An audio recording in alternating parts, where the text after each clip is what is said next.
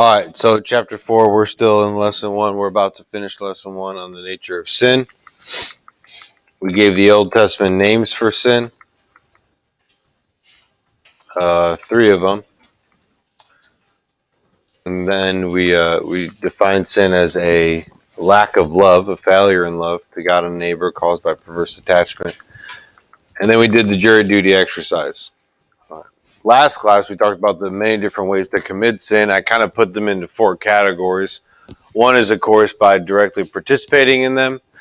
Number 2 is by ordering, advising, and praising, approving them, supporting them in any way, encouraging other people, by not disclosing or hindering somebody when you should. You're protecting evil, so number 3 and 4 on this slide are very similar. And I give you all the Bible verses. For those of you watching virtually, go ahead and pause the screen and write down your notes if you didn't get this. But today we're going to finish with the types of sin. And so we're going to categorize and identify sins in about 4 different ways, to be honest with you. The first way is we're going to distinguish personal sin from social sin.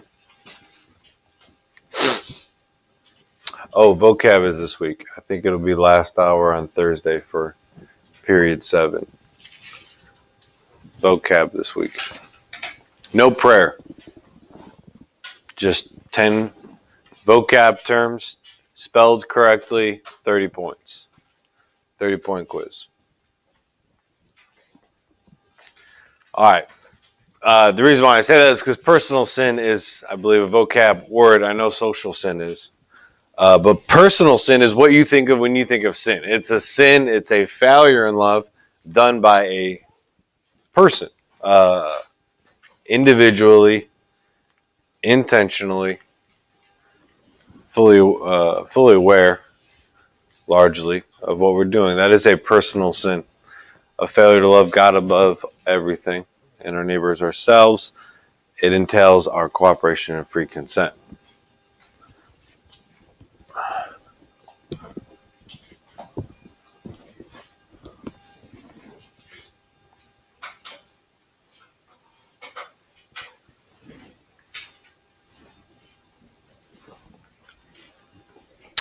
Social sin, on the other hand, is, as you might imagine it, it's when a sin is so prevalent that it's just ingrained into a culture. And so what we have here is a cycle, an ongoing scenario of sin, violence, and injustice caused by many individual sins. Such and such group of people, it might be as small as a family, as large as the entire world. Everybody does this.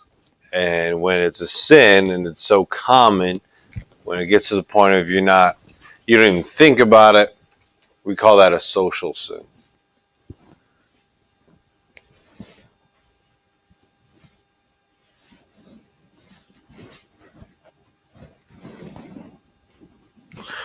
Oftentimes, companies can be built off of sins, whether it be sins of greed or the like, but it's just so ingrained. So I ask you to evaluate I know it's early on a Tuesday, but I ask you to evaluate your high school culture at Turlings Catholic High School. And I want you to try to, right now, and this is not a rhetorical question, try to verbally identify social sins that happen so frequently that nobody in your junior class thinks about them.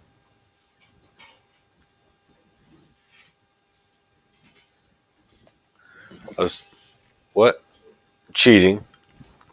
Cheating on tests and quizzes. Oh yeah, you're gonna cheat. Okay, yeah, no big deal. It's a sin that's so common, you're not even prone to feel guilty about it if you do that sin because everybody else is doing it, right? And some people are cheating worse than others, so you feel pretty good about yourself. That's what social sin does. So it has this. You have this expectation of cheating. What other ones? Drinking. Social sin. If the majority of y'all do it, which I can imagine you probably do. I might take a survey next class. Drinking, anything else?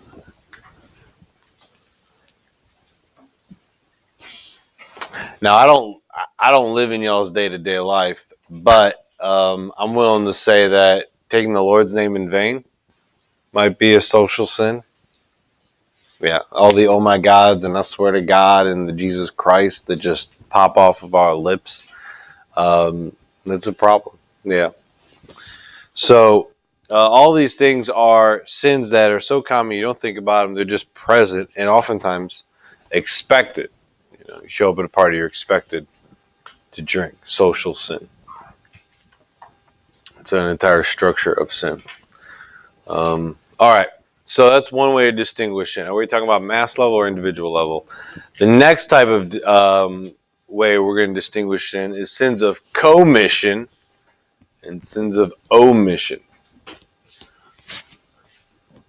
Commission, once again, is sins that you intentionally do with full awareness.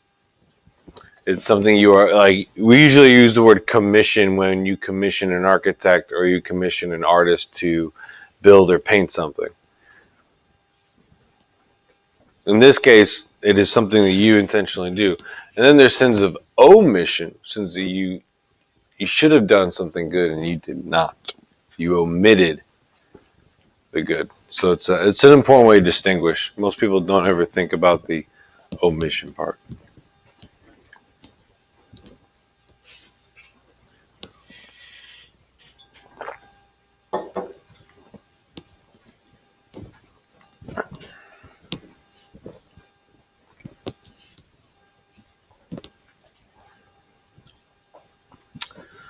So sins of commission are the sins y'all think about, but try to think about the ways in which you could defend a victim of bullying, but you don't. Like, that's a sin of omission. You don't stand up for them. You don't help them out. You don't want to be seen with them. Sins of omission could be you witness a real bad act on campus. Coach Jed pulls you aside and says, "Hey, I hear you're a witness. You saw what happened. Can you tell me?" And you say, "Oh, no, I can't tell you. I don't know anything." That's a sin of omission. You did not expose the evildoers. We talked about that last class. But just know that a lot of times we tell ourselves, "Oh, I didn't do that." But if we fail to do good, then we are doing bad. Sins of omission. So that's the second way to classify sins. Sins done and sins not done, or good not done. There's another way to distinguish sins, which I don't have a slide for, but it was what your bell ringer was largely about. You can distinguish sins by deadly and mortal, or not so deadly and venial. I didn't give you a slide on this because I gave you notes on this when it came to confession and how that sacrament forgives mortal sins. Good morning, Sarah. You can put it on my desk. Lying under oath. I will call that grave matter. Call that a weighty matter. You put your name before God and your dignity, and what you're saying is the truth, and you don't do that. I call that very grave. You caused an accident, and you drove away.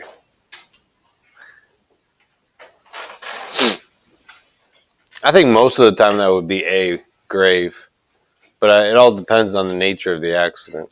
You know, how much of damage there was, perhaps. But it would be a sin for the three of you that thought it was not. You have to own up to your actions. Verbally abusing a person with a disability. By the way, I get all these. This entire exercise was from a textbook, an old version of a Catholic morality textbook, and I would call that grave. I think verbal abuse, period, is grave, very damaging. Cheating on income taxes. Y'all don't have much of a problem with that. It could be venial, could be mortal. Not sure. This is kind of just there's no actual defined answer. The Catholic Church doesn't define grave evil or these acts are grave and these acts are not, except for maybe intrinsically evil acts. Torturing political prisoners. Now that would be grave because torture is an intrinsically evil act. For the three of you that thought it was not a sin, it is a sin to torture people. No, every class there's a couple people that say thought it reads tutoring, but it doesn't. It's very different. Sometimes tutoring can be torture, but suicide would be grave matter apart from mental illness because you're taking your own life. Refusing to forgive someone. That's a hard one. When I was in high school, I would have said B. But in my experience, I've come to realize that it's grave. The way Jesus describes the importance of forgiveness in the Bible, as well as the experience I have with people who are possessed with demons not being able to get healed until they learn to forgive. It's very serious. It's very grave. We don't think about it, and some of y'all don't even think you need to, but we're gonna examine this very difficult topic in lesson 4 of this chapter. So it'll probably be next week. Child pornography. Hey, I always get a couple students to put C for this one. Don't ask me why. But yeah, that would be grave.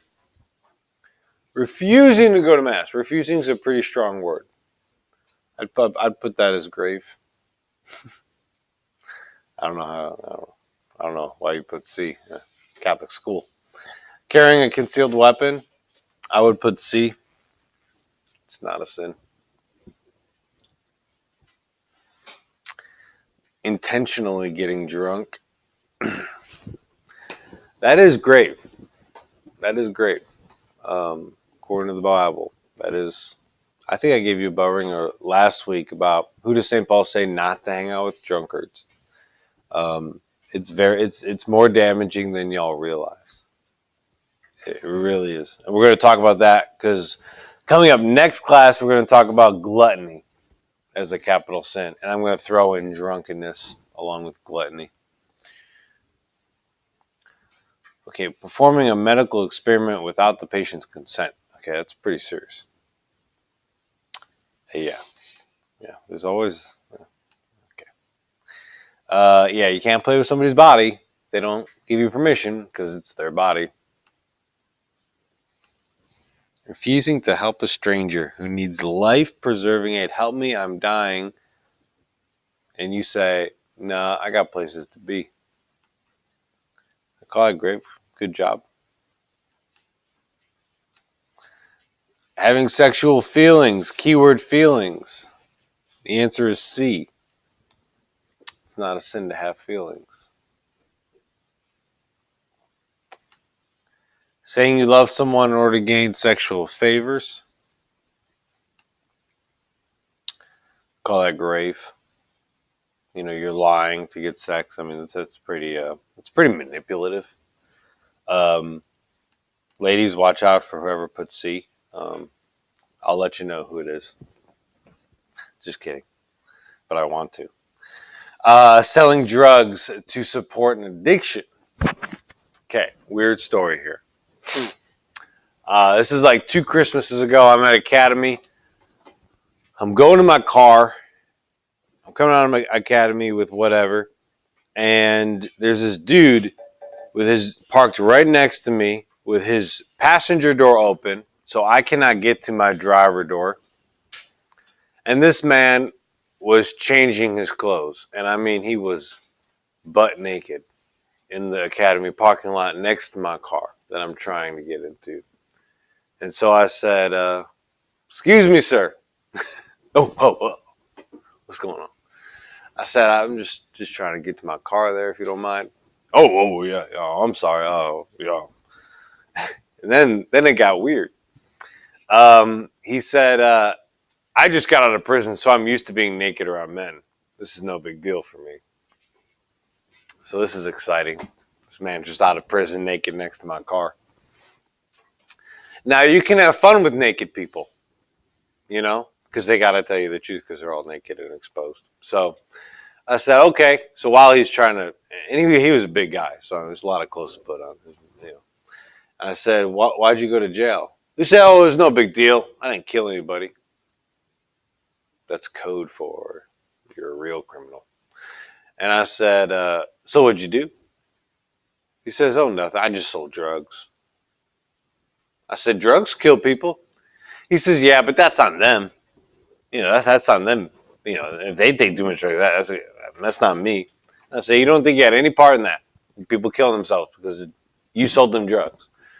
Yeah. By now, he's got his clothes on. He's done with me. But, the moral of the story is to have fun with naked people when you see them.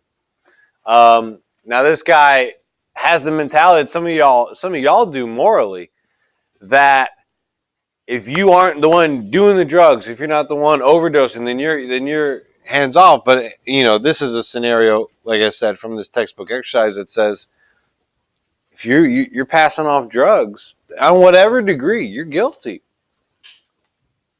And I would put that as addiction is so detrimental to the human soul and the human life. I would definitely put A. I'm glad that only one of you put C. I will expose you. Okay, freely killing animals. I'm just having fun walking through the woods, popping squirrels and birds, and anything I come across. And I'm just going to leave them. It's just target practice. That's what we're talking about here. You ain't going to eat the thing. That's grave. That's pretty good answers, actually. Nobody put C, so let's give it up for C. Nobody put C. Yay.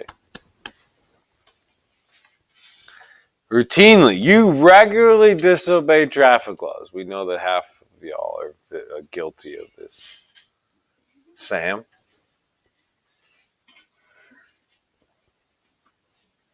Where do you always break the law? Is it the speed limit? Is it the stop signs? What do you consider? All the above. Yeah. Yeah. I would call that B. It can be A if it's bad enough. I mean, you're driving 100 miles an hour. That's very, very, very, very dangerous. So, but yeah, I'd put B for that one. Sam probably put C, just because he enjoys it so much. Messing with you. Committing adultery. We all agree on the last one. Grave matter. Yep. And that was your opening question. So you can distinguish sins by serious and less serious. It's another way to all these different categories of sin. Now I'm going to introduce to you two slides, one title slide, one content slide. The capital sins of lesson 2. Right, Chloe? You ready for him? Hi. The capital sins are addressed eloquently right here. Lust, pride, envy, gluttony, wrath, avarice, aka greed, and sloth. The 7 deadly sins, also known as the 7 capital sins, that were identified by one of the popes in the Middle Ages, and these are the roots of all other sins. These are the reasons why. If you have greed, you're going to commit these sins. All sins are believed to go back to these 7 vices in your soul. And it can be very helpful in your fight against sin to identify which capital sin is most prominent in. I'm just going to introduce what a capital sin is today, and then we're going to go through them starting tomorrow. Vices can be classified according to the virtues they oppose, or also be linked to the capital sins, which Christian experience has distinguished. They are called capital because they engender. Don't focus on the word gender there. It simply means they encompass, they include many, many other sins. So if you have the capital sin of pride, you're doing a lot of dumb things because of that one capital sin. You got to go to confession and you say, Father, I confess breaking the rules. I confess not listening to my parents and blah, blah, blah, blah. All these things. Why? Pride. And a good confessor is actually going to tell you, hey, most of your things are coming back to pride. Maybe we should pray the litany of humility. Maybe you should ask God for more humility. So they encompass other sins, other vices. They are pride, avarice, envy, lust. You don't have to write them all 7 down because we're going to go through them slide by slide starting tomorrow. But there's your definition of capital sins that you will see on your vocab Thursday. These are moral vices that give rise to many other failures to love. They are the chief reasons for committing the sins which we decide to commit.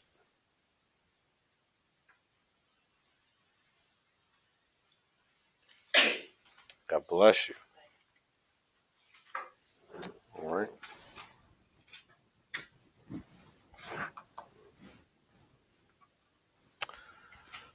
Okay.